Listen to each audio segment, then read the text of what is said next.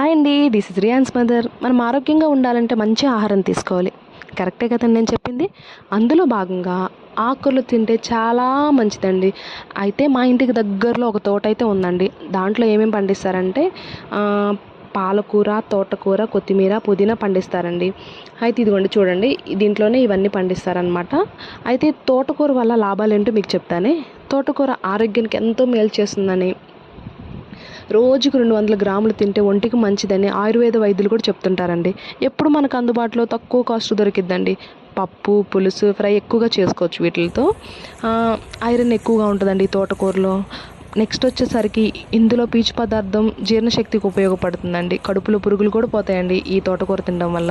మనకి వేపుడు కన్నా కూరగా వండుకుని తింటే ఇంకా మేలండి. అధిక రక్తపోటు రాకుండా కూడా ఉండడానికి ఈ తోటకూర ఉపయోగపడుతుందండి. నెక్స్ట్ పాలకూర కూడా అండి. పాలకూర వల్ల వచ్చే లాభాలు ఏంటో నేను చెప్తానే. వారానికి ఒక్కసారైనా పాలకూర తింటే ఎంత పెద్ద రోగాన్నైనా తరిమి కొట్టొచ్చండి. పాలకూర వల్ల ప్రయోజనాలు చెప్తానండి కొంచెం. పాలకూర వల్ల కంటి చూపు బాగా ఉండడానికి ఉపయోగపడుతుందండి.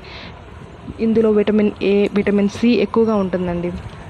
కాన్స్టిపేషన్ రాకుండా కూడా ఉంటుందండి ఈ పాలకూర తినడం వల్ల. షుగర్స్ని కంట్రోల్లో పెట్టుకోవచ్చు.